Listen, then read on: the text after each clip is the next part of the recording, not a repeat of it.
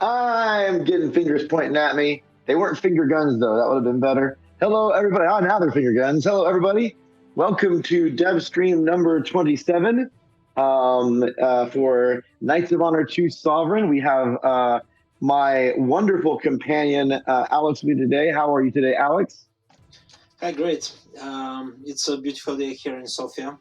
It's almost summer, summerish, though it was pretty cold as you saw the previous days. It seems that you had just some bad luck with the weather. Yeah. Yeah. This is a fun stream. I'm gonna warn everyone now. We are doing a laptop stream today. For me, I am traveling. I'm actually in Vienna today at THQ Nordic headquarters, but I'm out of the hotel, so I can have a quiet space where I can control the sound. It's been a lot of travel, and I had a wonderful time yesterday hanging out with the Black Sea Games team in Sofia. I was there for a few days. I got to see them yesterday, and of course, the one day I hang out with him, it's rainy and dreary. But I guess this morning when I flew to Vienna, it was beautiful. So I don't know, just bad luck. It Yeah, was a lot of fun hanging out with you, though, Alex. We had a great time yesterday. yeah, it's great that you could spare some time, though I know that your schedule is quite busy this weeks. But yeah, Yeah, next time you'll be able to remain a bit longer, I hope. yeah.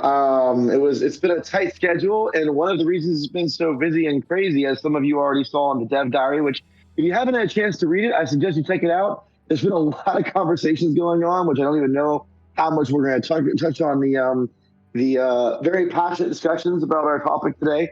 But it's at community.knightsofhonor.com. You can read the Dev Diary there for about Army recruitment and supply. I did let a little bit of a cat out of the bag. We were actually recording the Knights of Honor 2 orchestra session. Well, the second, I think, of two recording sessions. But we had a number of days for all those who were here way back when Robin and Yannick joined us on stream and talked about the music. I got to spend 3 days with them up in Prague recording the live orchestra music for Knights of Honor 2 Sovereign. Alex, I can't wait till I can't wait till everyone can hear it. It was really cool seeing the music and the that Robin and Yannick have written come to life. Yeah, we're a bit jealous, I'll be honest to you, because we had some hope that it will be recorded in Sofia, but we appreciate that you chose Vienna also, and Robin and Yannick Oh, Prague. were able. We did this one in Prague actually. Oh, in Prague. Oh, Yeah. yeah, Prague. yeah. So Cool. But yeah, yeah, we can't wait to see the actual thing because, as you said, it's never the same when you see when you listen, regardless how good the libraries are. It's just not the real thing. So yeah, absolutely. I know a lot of people in chat. I think. I mean, in the past, it's always been true. I know a lot of people out there are really big fans of the music. And the I think we're. I was actually just talking to Robin and Yannick about this last week, and over the weekend. I think we're gonna after we get some of the music mastered and put together, and we have a couple tracks that we can show. Maybe we'll do kind of a sneak peek and another Dev stream show. If you guys like that, if you're interested in that, post and let us know. Maybe we'll organize kind of a full music dev stream take two or a partial stream where we can maybe show off a little bit of stuff before the next stream. So we'll see how all that stuff comes together. But we can't talk about music today too much. Today we were talking about battle stuff. We're doing armies and recruitment and supply, and it was a really talked about topic. A lot of different opinions about it. So I think it's time for us to jump right in. Hopefully you guys are ready to learn a little more. And again, if you haven't read the Dev Diary, I really encourage you to do so. There's a lot of information in there. And I think the conversation, I think it was a really good conversation about people discussing what kind of things that they would be interested in for the game and whether things are going to be that way when we release it or if it's something that we do as part of our live support process. I love seeing the fans, share their ideas and thoughts, and you just never know what things may be able to be added into the game, whether it be for launch or a future date. It's great source material for us. yeah. It's, by the way, extremely interesting to read those comments, especially those with some thoughts, ideas, and logic behind them, and it's. it's always funny when we have discussed pretty much the same things in the office. There are always some additional things that, because even if we do 100 dev diaries, people will never know every detail of the game. So there's always something that is missed outside of the company. It's easy to skip some details because there's practically no way to know them. Yeah, it will be interesting on the questions parts today, as always, of course. Absolutely, yeah. By the way, I'm looking down here. I know usually I'm looking towards the camera, but I have a different setup today, so I have a little tablet. This is what I'm using to see chat. So if you see me looking down here, it's not that I'm not paying attention. I'm actually reading your comments right now. Yeah, battle or right. We're going to talk about battles today, and we'll get to the questions and maybe discuss a little bit of that conversation a little later in the stream if we have time. We aren't going to be showing anything new with RTS battles today, but good update. I think we're really, really close to maybe doing our dev stream and dev on the RTS battles. I don't think we're there quite yet, but I think I feel confident enough in some of the iteration that things that are going on that it's maybe getting close. Like we may be ready to unveil what we've been working on, and so don't. Now I've said that the next dev stream or so I'm going to get nothing but oh my god RTS battles, but it's progress has been really, really positive. So stay tuned on that. So let's go ahead and jump into the topic today. So first off, we're talking about army recruitment and how you raise an army, what that entails. So why don't we start with the basics? What is the basic things about when you're recruiting your army? Well, you can recruit armies from your towns, and what armies you can recruit depends on the buildings and upgrades you have. The upgrades are on the kingdom level, and the buildings are on the province level. And then you need some resources in order to recruit the armies. And we pretty much started with the basic formula we had in the previous game, which was, of course, gold was required, and population, and food. But so we added one additional resource, which is called Kingdom Levies.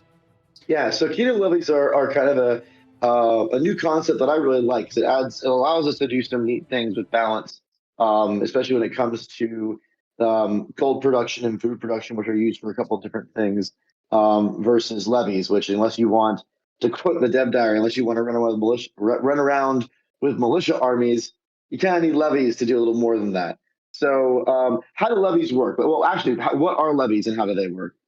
Yeah, we were pretty much back and forth with this one. We probably changed it 4 or 5 times, and I'm talking about radical changes. Initially, they were province resource, which was required for more elite troops. And right now, pretty much part of that concept remains. But we decided that it will be more interesting if we can move it on more global level, make it more not something local that you just have 1 or 2 provinces where you can produce good quality army. But well, it's actually something that we experimented with quite a bit. Like there've been about throughout the development of Knights of Honor 2 Sovereign, there have been like 4 or 5 different ways we've messed with levies. I think the way we have now that we've stuck this for a little while now, so I'm sure it's the way it's going to be for launch. Levies are this kind of extra resource that determines what things you can recruit and how you recruit them. And I think letting it be it's really kind of its own economy, kind of. And you have buildings and traditions and other things that modify how you get them. And having that extra layer of economics around military development, it gives us such freedom to do a lot more interesting things with balance. Yeah, we feel like this actually added the so needed depth of military economy to the game, and having them as a kingdom resource makes you helps you to have more options on the kingdom level. You can have some very strong provinces that produce those levies, but actually recruit the armies somewhere else, probably in provinces that that have better food production or population production and so on. And it is also extremely important how many levies you can, let's say, store in your kingdom. What's your limit? And when you start a war, it's not only important how quickly you produce them, but what's your initial value? So you can, for example, wait to gather more levies prepared and then start the war. And even if you don't have such a good resupply of levies production, so to say, you can still win it if it's a quick war. If it's a long war, you need very good production, because regardless your initial supplies, they will run out eventually. Yeah. So I think there's a lot of dynamics here that come in when it comes to the balancing act of economy and food and levies, because you may be a very wealthy kingdom and you have the ability to build things, but the levies are going to be a big component of how much you can project military power and how fast you can recover from fights. And it really allows us a lot of things that we can. Oh, my laptop's. No, it's fine. I thought it was going to auto restart me for a second. Yeah, that was like no. The ability for us to do things Levy specifically allows gold to not be the primary blocker or controller for how powerful you are in war, and that means that we can use gold for other things as well, and use levies for other things as well. And like you said, if you may be rich and start a war, but if you don't have a levy surplus or you don't have the ability to regenerate them quickly enough, your first army better do okay, because once you start having some attrition, you may not be versus another kingdom that really has stockpiled their levies and has some powerful levy production. Even if they're a little bit smaller, or maybe their economy don't have merchants, they're not really pumping money, they still be able to field a very powerful army or recover an army very quickly. And it can be an interesting thing to evaluate, I think. Yeah, and this is very valuable, because if you have watch storage, even if you get surprised by some war declaration that you didn't expect at all, you can really quickly have a big army recruited, and this is quite helpful. And that's why it's if you want to be prepared for this, there are some buildings like wards, castles, and so on that are very beneficial. That increase the maximum size of levies you can keep in your kingdom. Absolutely, and I think that's another of those layers too, because it's there's always this balancing act about wanting to introduce new economic mechanics into games like Knights of Honor 2, but it really does add those kind of compelling choices when you're trying to decide what you want to build. There's building infrastructure of your kingdom when it comes to trade and economics and faith and all those other things, and then there's the ideas of, okay, my military power. And that military power is the unlocking of more advanced units like heavy infantry or special units for certain provinces, and that takes infrastructure to build up and resources. But then you also have to consider, right, even if I have all these units unlocked and I have a whole bunch of economy going on, if I don't have those castles placed, if I don't have the ability to mobilize an army and remobilize it, I'm going to be really limited. So it gives you a lot of different dimensions to think about when you're trying to figure how to plan your kingdom. And as a sovereign, right, like that should be the fun. So I think it's a nice change from the original Knights of Honor that adds a layer of dynamics and decision making that I believe you guys and girls, ladies, are all gonna really like. So it's a very fun experience. Yeah, what's additionally very fun about it is that it's usually always good to have good levy production and storage, but there are some ways around it. For example, if you have very strong economy and some mercenary related skills, at least for a short while you can do without levies, or make a combination between the two, or just rush a lot of peasants and militia. Because these units do not require levies, just food and population. So yeah, it's a very complex system, and there are a lot of strategies the players can explore. I think awesome. that they will find more strategies.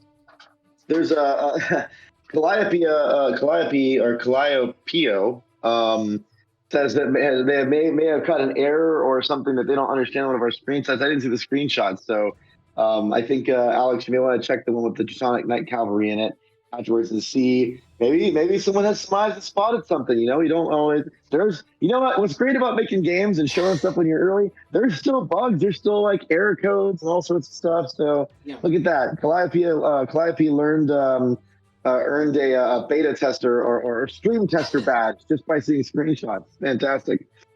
Nice. All right, let's move on a little bit here. So you generate levies, you need to build units, and then after that we have to you have your armies you're setting up. Now we talked a little bit about army size in the past. You know, you have different army sizes, and I'm not going to go through everything because it would take a long time, but you have different army sizes that are available to different knight classes, as well as the king, right? The king is a marshal, or another knight class is going to change the number of squads you have. But we're going to stay focused on the marshal for now.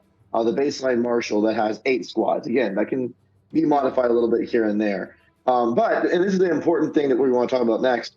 Not all, when you recruit a unit, say light infantry or archers or whatever, not all of those squads are the same. Like if I have a squad in one army and then I have another army I recruit a squad, or if I recruit a squad in one army and you recruit a squad in your army, those squads aren't the same. We have this value called manpower, which indicates a number of different things. We're calling it manpower, but it's really a combination of the way we define the power and the size of a squad. And the manpower is a modifier to that squad's strength.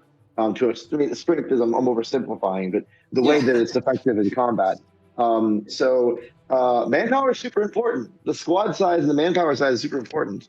Manpower is extremely important. As you probably remember, initially armies were scaling through the number of squads they had. We had armies with 18 squads, 12 squads, and so on, depending whether it's Crusader, King, what skills does the Marshal possess, and so on. But this didn't really work so well because it was becoming unmanageable. So, for example, if you have 2 armies in a battle just on your side, and additionally garrison units and so on, peasants, militia joining in, and it was just not fun. So we decided that we will stick to the 8 squad size for marshals and 5 for other characters, all other classes except pagan clerics, shamans. They can also lead 8. All of the others can lead just 5, and we scale them through manpower. So you can have 3 times as big army as your opponent, even though you have the same number of squads inside. Yeah. So let me and by the way, I love the chat comments right now. Stungy wants to be a beta tester, but I think Calliope is going to take your job from you. You need to catch images bugs first. No, we haven't announced any beta or plans yet, and we'll see if we do later on. But I appreciate your excitement of testing. And also, it's been real. Welcome to the Knights of Honor 2 community. If this is your first dev stream, we love having you here. It's a really exciting title, and you can get a lot from our dev streams. We haven't posted on YouTube. We have a community site with a lot of information. So you have a lot you can dig into as we've been going through this journey with the community. And I'm going to grab one question real quick. Someone's asking about the map size. The map size of Knights of Honor 2 Sovereign is substantially bigger than Knights of Honor 1. So you have actually more of East Asia, more of North Africa and the Arabic Peninsula. We've expanded the size of the map to really give those different regional powerhouses their proper place to play, as opposed to being kind of squeezed in into the corners. So you'll have a way to play different regions and have fun out there. It's not the world, which I know people want, but it's there's still a lot there. So the squad and manpower combo I think was super important for us because, and this is something that's a heritage thing from Knights of Honor. We don't want to overcomplicate the game, and I don't mean that in a way that we don't want to make it deep. We don't want to add a whole bunch of extra things in there that increase this level of micromanagement or scale. We want to make sure that it's still an approachable grand strategy game that you can get into and feel comfortable and play. And having these massive scaling army sizes where you can have 15 squads, 30 squads, 100 squads, it just gets, in our opinion, it gets a little bit out of control. So, but we wanted to find a way to scale, like you were talking about, scale power. I think the manpower is an intriguing way to approach that. I saw some different opinions about manpower on the forums, and that's great. We're reading them and we're listening to them. But we wanted to find some kind of simple modifier that could be scaled with different types of things like province development, where you build your army, or traditions, or your marshal, or your king, or whatever it may be, without really overcomplicating things. Yeah, there are a lot of things that can boost your manpower. It's the kingdom levies actually help with the manpower as well. There are some traditions that, for example, boost infantry or cavalry size. It matters where your army leader, be that a marshal or other class, is a governor. So you want them to be governors of some provinces. Hold on. Give Love made me laugh because someone said release date, and Give Love is channeling me right now.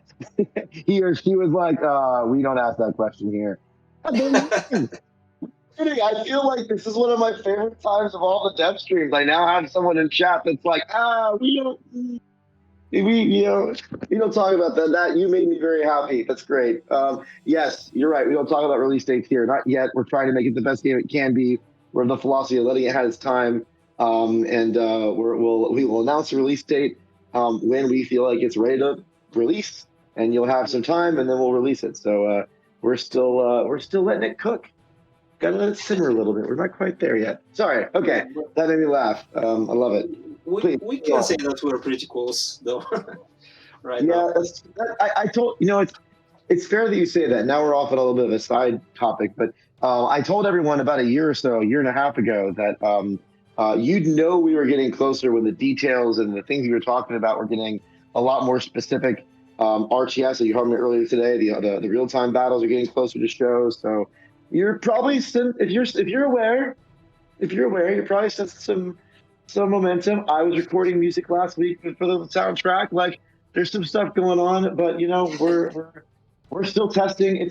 And this is frankly, actually, we talked about this with Vesto and Alex and Michael. Michael's the tech director, lead programmer, and obviously everyone knows who Vesto is, the game director and lead of the studio. But we had this conversation yesterday about this, where the game takes so much time just to understand one change that you made. It takes 5 or 8 hours, and you're trying to digest that change, and sometimes you have to test and experience that multiple times to see if the tweaks you made have had the effect you want. So as you're cycling through this to try to see as a designer or as a programmer or whatever what's going on with the stuff you're doing, it's time intensive.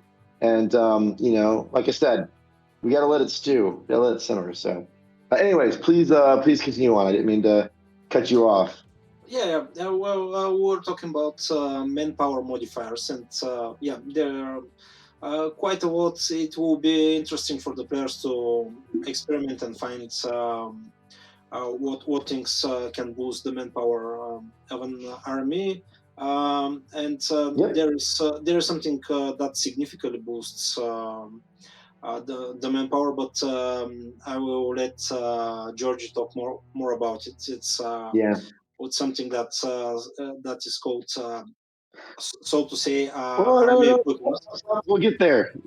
So we got to keep this moving because we're going a little behind schedule. I do want to talk one more thing with Alex, and then we're going to bring the Beard on. Sorry, Georgie, that's your nickname for the day, the Beard. So he's laughing at me in the side room of it. He can't say anything right now, so this is just fun for me.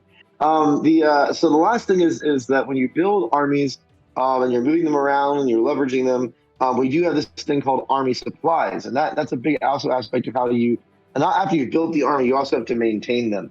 So can you give everyone kind of a quick, an explanation for how army supplies work?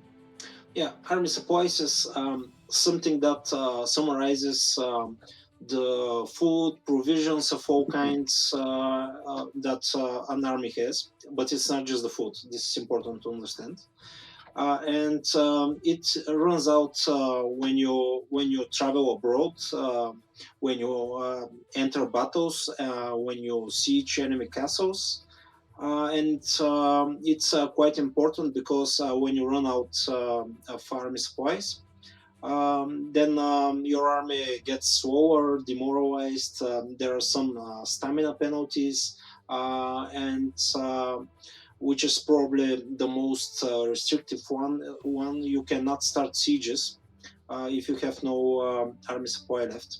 So you must just prepare well when you plan a longer conquest, and you must find a way to maintain your army supplies, which can be done in several ways. You can, for example, pillage some settlements. Especially crop farms and villages have a lot of supplies you can restore from them by pillaging. You can also resupply in towns, in your towns so far, and you can use some special actions like, for example, the merchant can resupply your army even if it's abroad. And yeah, but this is more difficult to organize. Of course, it's not the basic way you do it. And Yeah, and I think the ability to have an extra kind of layer to how your army moves around and does actions in the world. I think actually it's been a real kind of comment about that. It's kind of a in a way an anti-steamrolling mechanic. You know, it means that you can't just go and take this really powerful army and just walk it across the entire world without having some kind of maintenance or some kind of action that you take to keep it alive and keep it healthy, keep it going, or it's going to get into trouble. And we actually, if I remember correctly, the way that the supply mechanic works, that actually the supplies get consumed more and more per action the further away you get from your kingdom.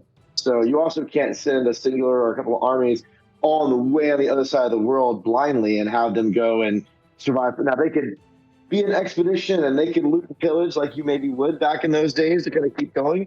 But it's going to be very costly and they're going to be very strung out and in danger, always kind of at risk. So yeah, it does kind of change like the way that you plan what you're going to do. If you're going to go for a long expedition, maybe you try to do what you can to boost the supply sources or take martial skills that reduce how much it falls off. So you have a more effective expedition force, not just a generic one. Or if you're going to fight close to home and you can quickly go back and forth, you're on even better if you're on a defensive situation where you're being invaded yourself. Supplies may not that be a big of a deal, so maybe you don't need to think about those skills as much. You gotta make those decisions as you go. yeah, yeah, yeah. That extra bit of decision making, I think, is a nice layer when it comes to how you project power out into the world.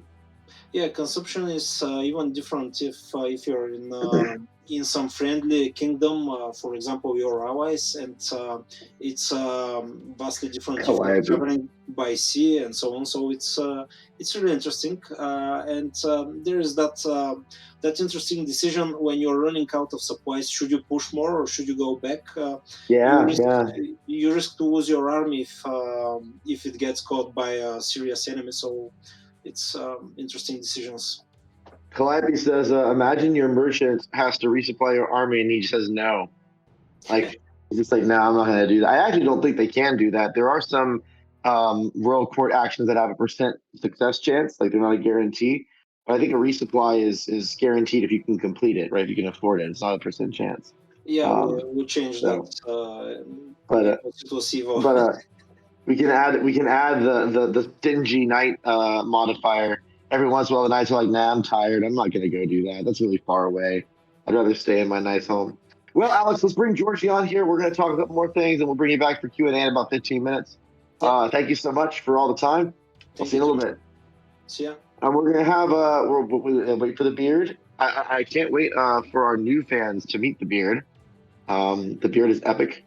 There it is. Hey, Georgi, how you doing? Hello. It's good to be back. Thanks. Doing good. You know, Georgi, during the prep time before stream was like, if my internet goes down, maybe I'll shave my beard live on camera to entertain everyone while waiting for it to come back up. And I'm like, no, you can't do that. Like, if we're going to shave the beard, we have to make it an epic moment, and we advertise it. We get some people to join. We make it like we can do a devs versus community challenge. And if the devs win, you get to keep the beard, and if the community wins, you lose the beard. Like, we gotta do something. You can't just let the beard go. Like, the beard is epic. Yeah, it must be an exclusive event, definitely. Yeah, absolutely. Well, it's good to have you. How have you been? Yeah, I've been doing good. So much tweaking and balancing and polishing of the game currently happening. It's a fun part of the product, to be honest, because we're just like combining everything to work in a perfect way as we imagine it, hopefully. So it's a really fun part of the development. Yeah, absolutely. It's trying to narrow into the way that all the different systems are going to kind of coalesce and talk to each other. I mean, it's I don't know if it's the actually I'm not sure if it's the hardest part because sometimes just figuring out which systems you should kick and which ones you should keep that can be the hardest part because sometimes you over design things. But the Yeah, tweaking process is just it's a whole exercise. absolutely. It's Well, today putting we're all the talking necessary about spices. yeah. Today we're talking about army recruitment and supply. Now, first off, I think we're jumping on with you about food. Now, we talked about food earlier, and that was in reference to the food that you use to like maybe build a unit and the population that consumes or whatever. But there's a different system about. It's another way that you have to maintain the number of units you're creating. It's called kingdom food. So kingdom food's a little bit different than other things. Maybe you can give everyone kind of a quick walkthrough on how that works. Yeah, definitely. So the biggest difference, that's the biggest difference compared to the previous game in terms of food, is that now it no longer, well, in the previous game and currently it amasses on a province level, but now you can also see it as a representation on a kingdom level. Hmm. So probably people have seen on the screenshots in the top right corner of the UI. There's a kingdom food icon, and it represents the total production of kingdom from all your provinces. Obviously, governed provinces will give you more food, and governed will give you less, as most other resources in the provinces. But that goal representation shows actually an upkeep that is used by all Hmm. your units that Hmm. are part of your armies. Yeah, it's a very interesting. In a way, it kind of is like trade, and it's not. It works differently than that. But that kind of Yeah, threshold type economics, where you have a threshold, and as long as you're positive, you're good. And once you go negative, things start happening that are not good. And the more negative you go, the worse it gets. It's a nice way to allow players to strategize and how they want to time what they're doing. Building up their food so they can build more advanced units, or building less advanced units to take less food to buy themselves time, or conquer a province to get more options. Like, there's a lot of back and forth on your growth and your tall and wide kind of progression in the game, and I think that's a really I like it a lot actually. I know that I'm often a player type that likes to get advanced units and build good advanced armies fast. But I usually can't build as many armies because militia are obviously a lot less on food production than advanced units. So I'm often having to kind of stay on this tipping point of getting like the advanced barracks upgrades and everything that are very expensive. But also I better like start building all the different food stuff, or I'm never going to be able to feel the army that they'll be too hungry. They'll eat all the food. yeah, definitely. The moment we added it in the game, because it wasn't like that all the time, it No, it really wasn't. That's right. changed the scenario of playing the game from the beginning a lot in a good way. Because depending on the province development you have in the beginning of the game, you might not have a lot of farms, for example. You might not have a lot of food, so sometimes getting an army is not a really straightforward process if you don't have the upkeep to maintain it. And it kind of dictates how you start off and what productions you look for. Absolutely. And I think it also kind of allows you to take a risk. Like I've definitely been in those situations where Right. I've gotten pushed or a war started I wasn't expecting, and I have the levies and the king and the gold and the infrastructure to build some units, but I don't have the food yet. And I've run food negative for a little while, and I've definitely done it. It's dangerous, and things can happen that will cause you to kind of cascade out of control. But Mhm. you can make that decision for a specific point, knowing that okay, I have these other buildings that are under construction, and I'm going to recover it soon. Definitely. So, what happens? Kind of talking about that. What happens when you go to negative two? Like, what are the consequences of that decision? Yeah, so a few things happen. For starters, if you get negative food, there is a chance for your army opinion to decrease from time to time because they're unhappy that you are keeping your armies and your population with no food. And all the effects from army opinion then go down, which is a pretty significant negative. But it takes a short while, sometimes not a short while for that to activate. So it's not an immediate effect. Something else that happens is that your population growth throughout your provinces also decreases. So the less kingdom Mm, food you have, the slower your population will be created, which is a big deal because army recruitment it also depends on that. So you would have less people at the ready to replenish your soldiers during a war. So that's a big negative. Uh, yeah, and and also negative food decreases your stability throughout the kingdom. So it's rebels. rebels, basically rebels. Yeah. So I think there is, I think the more negative you go in the line, the more the risks stack. So it Yeah. really is your choice on how much you want to. I mean, obviously, if you're being invaded, you need an army.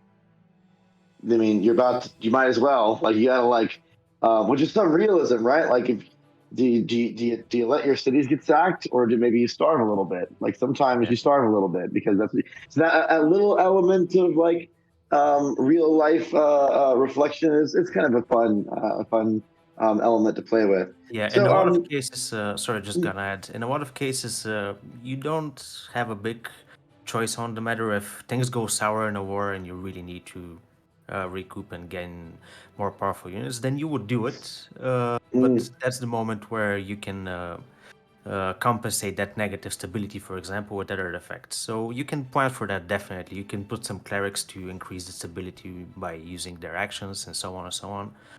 So there is a way to counteract that, but mm. the lack of the solar population gain and the army opinions are things you can't really control unless you gain positive food. Sure. Okay.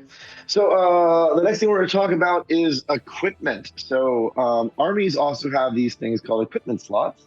It's going to sound more complicated than it is. It's actually relatively straightforward and very simple mechanic, but it offers you some kind of mid to late game decision making because you're not going to be using equipment very much in the early part of the game. They're very expensive. But Y- after you kind of max out your provinces and you're trying to specialize your armies a little bit more, we have these different slots that marshals have that allow you to spice things up a little bit. You know, I need a marshal that can do this or that, and I have already tuned them with my other systems and features. I have an advanced kingdom, so I'm wealthy and I'm able to add some of these extra specializations to these particular armies do they want. So equipment is basically there's I guess by default there's 2 slots for marshals. There's one for non-marshals, and you can get up to 4 slots opened based on other parameters. I'm guessing, right? yeah. You can default 2 ones are unlocked, and then you can get additional 2 ones by gaining the logistics skill and making it as a tradition. Those are the ways to do it, and they're they're interesting part of the game because they are a big investment, as you said. They Mm-hmm. cost a lot of gold, food upkeep, gold upkeep. So you need to maintain them, not only buy them initially. And the more army equipments you gain, the more the next one costs. So having 4 supply wagons, each supply wagon would cost more than the previous one. But Oh, we're getting ahead of yourselves. We got to talk about the different types first. all right, we can talk about them first. All right, Yes. You're so talking should I about how just? to use them. They don't even know what they are. Yeah, yeah, They yeah, could yeah. they could be laser beams. No, so the by the way, Ghosty382, welcome. I hope you like it. Yeah, it's a grand strategy title. It's all real time, so there's no turns, but it's grand strategy. It's the sequel to the much beloved Knights of Honor, which is an old classic song from Bulgaria. And now we have the sequel, Knights of Honor 2 Sovereign, that we're very excited. Goat upkeep. There may be some goat upkeep. You never know. Calliope, that's fair. For all those that have not been around in our community for a long time, we have a goat culture around here. We embrace it from time to time. Sometimes I try to like minimize it. I actually, you know what, Calliope, I'm going to say something for a second. Before the stream started, I was actually talking to producer Alex in the background, who's smirking at me right now because I'm like, people haven't mentioned the goat thing in a while. Maybe we like downplayed a little bit. We haven't really done much goats or whatever. And then there you go, Calliope with the goat upkeep. So I guess I'm wrong. I guess the heart of the goat beats strong within the Knights of Honor 2 Sovereign community. I should never attempt to constrain that. Anyways, so these different equipment slots, there's different types of things you can place in them. So can you go ahead and like really quickly kind of run through them and give us some brief explanations on what they are? All right, sure. Yeah, there's a couple. So the first one we can start off with is the additional troops one, Mm-hmm. which is Goat for troops me. on the For me, screen it's now. yes. For me, it's one of the more powerful ones, but also it's really costly. So basically, it just increases your manpower by a percentage, the squad size of your troops for the army. But it also costs gold, workers, and levy. And also and there's also an upkeep of gold and food to be added to that. Yeah, Uh, additional troops is an extraordinarily powerful upgrade. You're not getting that thing until you're way later in the game. It's extremely expensive. It's just definitely mid to late game power boost to your specialized armies. yeah, definitely. If you have a king and you for some reason for in some way manage to have four additional troops on that person, that's a really Oh, unstoppable force. So yeah, yeah, that's it's an interesting. expensive. Definitely, and it's a prime target for enemy spies. Just saying. So Look yeah, at that. See, the expensive things talk back and forth to each other. yeah. Okay, so we have So additional troops. That's one equipment spot. Next, we have supply wagons. yes, supply wagons, which I keep saying food wagons because it was called food wagons before. Now it's supply wagons, but oh well. Maybe you're just hungry. Yeah. To be honest, it's kind of close to dinner time, so yeah. So supply wagons, they increase the supplies of your army, and they're really useful if you want to go on longer voyages. Let's Hmm. say you want to support an army to a distant kingdom, or you want to accompany your crusader with another army, and because crusaders go to a faraway place, you might want to just stock up on supplies with another army and just follow them. And those also cost gold and food to be produced, and they also cost a gold upkeep. And that's pretty straightforward equipment. You just gain supplies for an upkeep. And the next, sorry, should I continue or were you going to say No, something? I think it's been real. It's trying to understand what RTGS is, and I think it's in real time. It's real time goat strategy. I think it's another spin off the whole goat thing. It's just Ben. It's a weird thing. I don't really understand. It's been going on for like 2.5 years now, 3 years, I think. We had this stream a long time ago where someone had submitted an image of a war goat, or a war goat image came up, and the chat lost their minds. And then for some reason, for the next like 3 or 4 streams, no matter what we did, they kept on talking about goats. And producer Alex in the background started finding, royalty-free images we could use that we could throw up for goats, and it just has continued to go. And we've been literally doing this goat thing for 3 years, and it just doesn't. It's just there, right? We have goat kings, we want goat food wagons, we want goat armies. Yeah. It's goading on and on. I was gonna say that you said first though. But Oh, see, I can see producer Alex in the background, and I saw him laughing at himself, and I didn't know why. And then he types this jump. I mean, you never know Oh, what's in those supply crates, my yeah, goodness. you never know what's in those supply crates. Jesus. Yeah, all in the flying fish. Yeah, the flying fish is another big one. That's an old school. That's an old school callback. You Yeah. might say this bit is the greatest of all time. Yeah, thanks, Kartachi.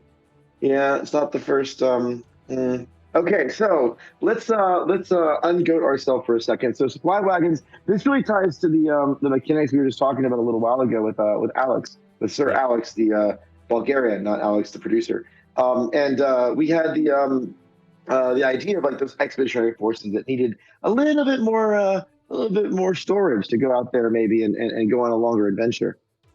Yep. Definitely. And you were saying their cost increased as you you scale them up, huh? Yeah, definitely. So the initial cost and also the upkeep increases. So if you have four supply wagons, each next one would cost more. For example, they start off by I think currently it's like 750 gold for the first one. Then the Mm, next costs 1,000, then 1,500, then 2,000, and so on. mm. Yeah, I mean it's a that's a very specific kind of force. It's not going to be if one of those forces ran to that force stacked with additional troops.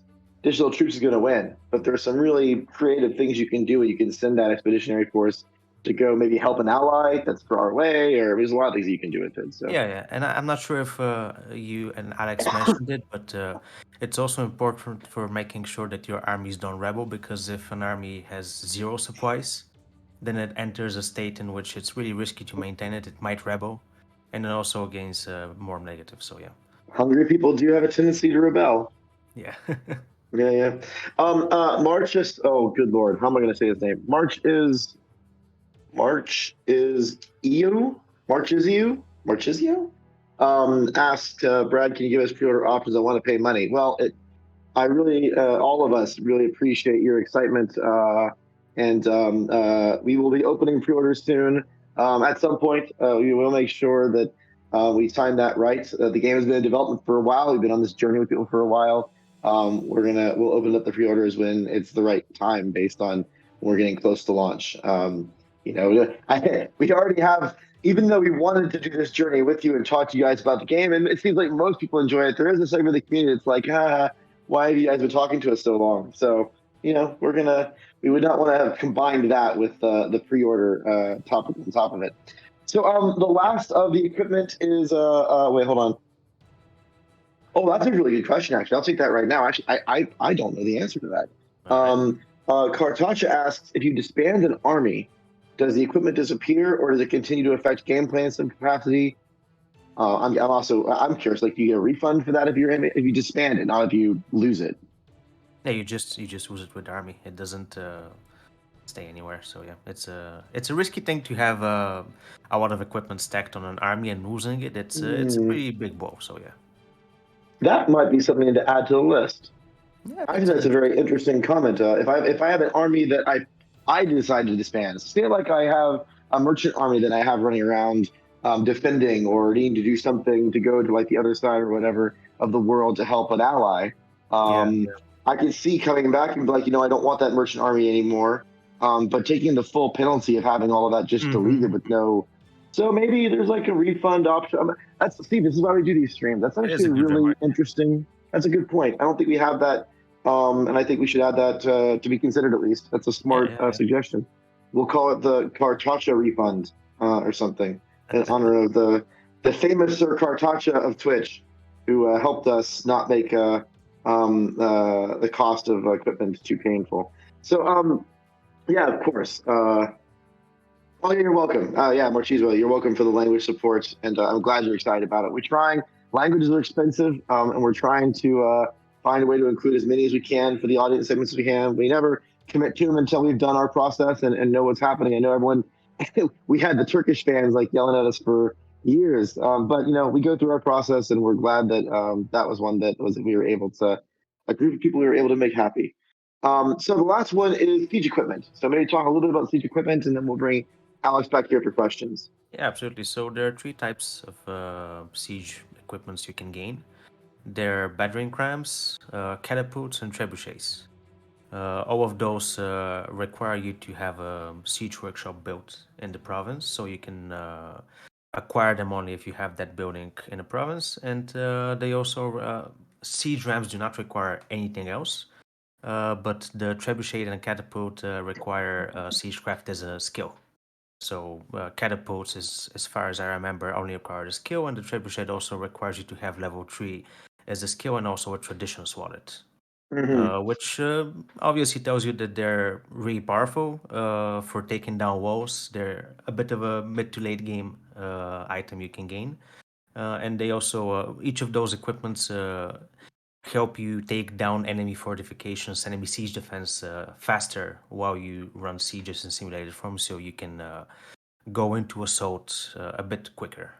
In the beginning of the game, you won't be able to gain those really easily or really fast, so you're gonna have slower sieges, but as you gain them, sieges get a bit faster and even more interesting once you go into the tactical battles, which we're gonna talk about later on.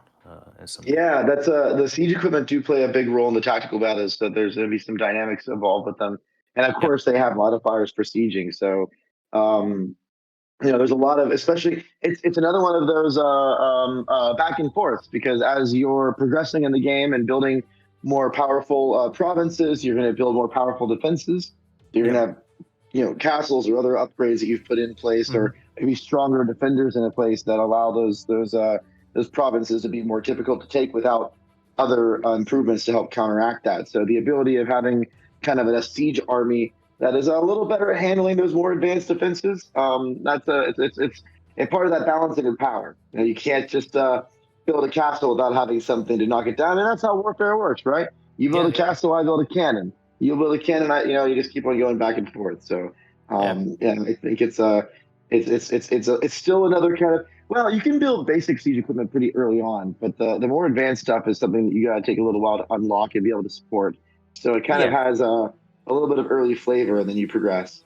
Yeah, battering rams are the ones you can gain pretty early on. You only need to do the siege workshop equipment. It does require a few resources. You need iron, timber, and ropes for the siege workshops building, but once you get those, it's pretty easy. And they're really useful for taking down the fortifications, so yeah. By the way, I have to say, and we'll just go ahead and bring Alex back on. We'll go ahead and move into the Q&A section here. Alex, if we haven't done this yet, I don't remember if we did. We do need to have some kind of goat cheese and at least a few goat things in the game. Like we may need to rename something. I don't know if that dropped off the side, but and you don't need to say what it is now. Don't say anything. We'll show it when we show it. I'm in the files. I might think. There you go. We gotta placate the. They're gonna kill us if we don't. Like I don't want all of our Twitch fans to revolt and stuff. Yeah, we're gonna cause a rebellion. And I think Ivory Knight and some of the other guys, they're going to be like the marshals, and it's going to be really bad. So, we have to keep the people happy. All right, well, Q&A time. Welcome, Alex. Yeah. We are ready for the GOAT expansion, so it's good to go. All right, so ironically, Ivory Knight's running around causing goat chaos, but he's our first question. I don't even want to answer this because he's causing us. That's fine. Okay, so Ivory Knight has a couple of them. I'm going to pick a few of them. Can you attain more supplies by completely wiping out an opposing enemy army? So the assumption here is that you overran the opponents and captured their army supplies. So is there a ability to get supplies from destroying an army? I will be straightforward with you. We thought about it a lot. And there isn't, because we felt that this is really a cheap way to resupply your army, and we wanted more strategic decisions. Should I lose some time and pillage? Should I prepare more supplies? If you can just go with a really strong army and destroy weaker armies on the way and resupply like that, it just undermines the other features, and as a gameplay, it's not so interesting. There is some logic in it, but we decided not to do it. Yeah, I'm going to skip. I'll answer one of his other questions really quick, just a brief one, because we have a couple to go through. We only have a few minutes. Can you double, triple, quadruple the usage of equipment slots? We talked about this for wagons, etc. So his follow-up question is: has this been tried, and how does the balance feel on that? And I tried to outlay that before. We have to have more expensive, deeper game options for military power to counteract or interact with the increase in the size of the world as you progress from mid to late game, as well as the density of defenses and other mechanics. So we've not only tried it, it's designed for these very specific purposes. And obviously balance is something we'll always be tweaking, and we'll do that even more as the game comes out and you guys give us feedback. But it was actually designed with that goal in mind of being able to stack and potentially either counteract or have another way to project progression as all these different other things get more advanced, like more traditions or province development, stronger armies, et cetera, et cetera. Let's take another question here. This is a really good one, actually. Well, I know the answer. It's a really good one. So Red Simon asks, does the AI have to deal with the same supply problems that players do? He says, he or she says, this is important since it will be very tiring and annoying if they can have giant armories marauding in our lands for unlimited time while you have to be careful. You have to carefully balance your supplies. Yeah, I guess I can answer it. Yeah, absolutely. The AIs do get their supply depleted the same way as the players, and there's the rates are the same, and you can see that, and you can anticipate it when you see an AI army, and it would be a bit weird if it didn't happen, because there's such a big restriction to start a siege if you have supplies. So yeah, definitely. Oh, by the way, I forgot to mention this when we first started the Q&A section. So our community site, which is down below the beard, says community@knightsofhonor.com. That's where we post all of our dev diaries. I grab questions today. So every time a dev diary comes out, we're going to do a stream. I go on there and look through questions, and I try to grab as many as I can and bring them on to the. Oh, can you guys still hear me? Yeah. Okay, good. My second screen just disconnected and everything flew all over the place, so I was like making sure it didn't clip out on me. But yeah, we always have these other questions that we can pull from and grab it as chat. So if that's something that you want to have your chances of getting a question answered increased, I encourage you to join the site and get a chance for your question. So I can't see you guys' faces anymore because my second screen disconnected. I'm going to try to reconnect as we're talking. The other question I thought was a really good one was Croatian Knight said, it's not really a question, it's a statement. Can't wait for map dev diary. Also, is it me or is London? Okay, talks about a map position, but it seems like Croatian Knight is really excited about doing maybe a dev diary on the map and the size of the map and the layout of the map. And I'm like, Alex, that's not a bad idea. It will be great because it's more of a UI UX thing, but actually the political view, the political map is extremely important for this game and for every grand strategy game in general, because it's helpful in so many ways. It defines the way you play the game. So I think that our fans will be interested to see what innovations we have there. Absolutely. So let me go through some questions from the Twitch chat. So I'm going to go. We have our awesome partner in the background grabbing questions, so I don't have to remember everything you guys said. But if you have some questions you want to throw out there, please do. And I'm going to start going through this list here. So one, let's see. Okay, so Templar Knight 633 asks, when it comes to scaling up squad sizes, is that only for lesser units like peasants, basic infantry?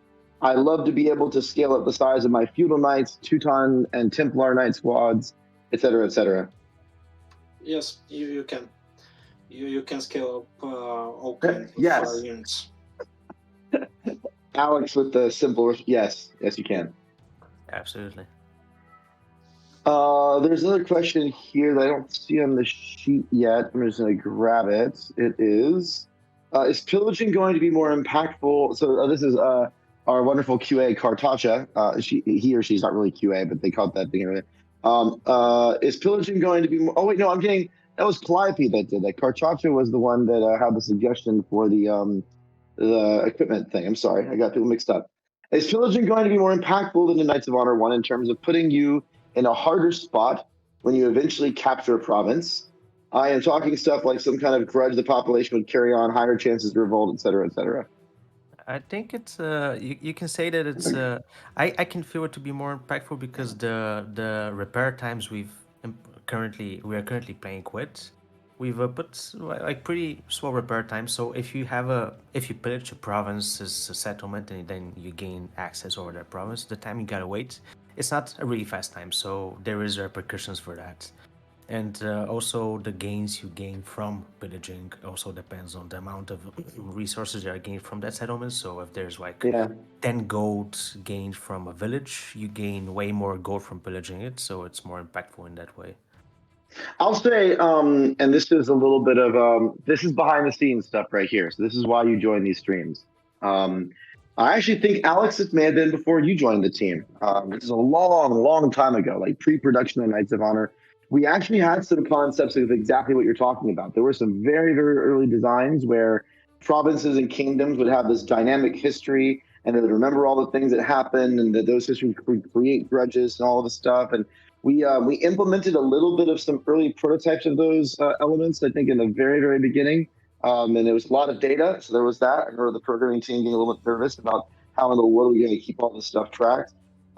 We may come back to that at some point. You know, we're planning to support Knights of Honor to Sovereign. It's not going to be a game that just releases and stays the way it is.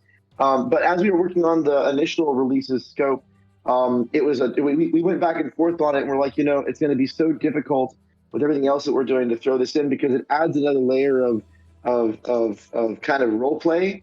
And like we said before, Knights of Honor as a franchise is designed to be a very approachable game. You should be able to just go in and play it.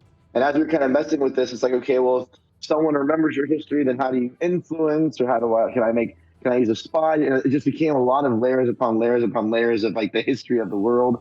I mean, we actually on purpose do not show the time of the game. Like you don't have like a calendar or anything. We abstract all of that because we want you to just live in this playground. It's a very fun, rich playground, but still a playground on the least, and have a great time playing the game. We may bring something like that back sometime in the future. I'm not going to say that idea is gone, but it wasn't just a thought. There were real work done towards the idea of a numbered system, and we kind of simplified and stepped away from that for now. So there you go, little behind the scenes knowledge for those that geek out about that kind of thing and how making games works. Yeah, we actually reduced a bit the penalties of pillaging, so the villages recur a little bit quicker now because we don't want to demotivate and rob the players from that strategy. Absolutely. When they are in war, they can pillage, and then they have problems when they occupy the provinces for other reasons, not just the pillaging. So it's Yep. okay. I had I thought I put the service time on, but I didn't. And one of the hotel staff walked in, and I'm like, "No, go away! I'm on stream. I'm talking to people." So the trials and tribulations of streaming inside of a hotel. Well, everyone, that's our stream. It's been a lot of fun hanging out with you. We had some great new fans to join. I hope you enjoyed learning more about Knights of Honor 2 Sovereign. The game is coming along. We got more stuff going. We got music being recorded. We're doing a lot of stuff. So I think there's hopefully quite a bit for you to get excited about and anticipate about. We are going to be back here probably another 4 to 5 weeks with more topics. And, who knows what we'll show next? It's always a mystery. But I hope you've had a lot of fun hanging out with us. I sure have. Alex, it was wonderful. It was so much fun hanging out with you yesterday. I wish we could have done the stream in person. The travel plans didn't work. But it was great to spend time with you and everybody. Gogo, I'm sorry, or Georgia, I'm sorry I didn't get a chance to see you when I was there. It's a little time. But it was great hanging out. Thank you for the stream. Yeah, it was a pleasure for us. Yeah, thank you for the stream too. Yeah, Georgie, thank you. Take care of that beard. Every day. Every day. Everyone, we'll see you next time. Keep safe, have fun, and we really appreciate all your enthusiasm and support. Catch you later. See ya. Bye-bye.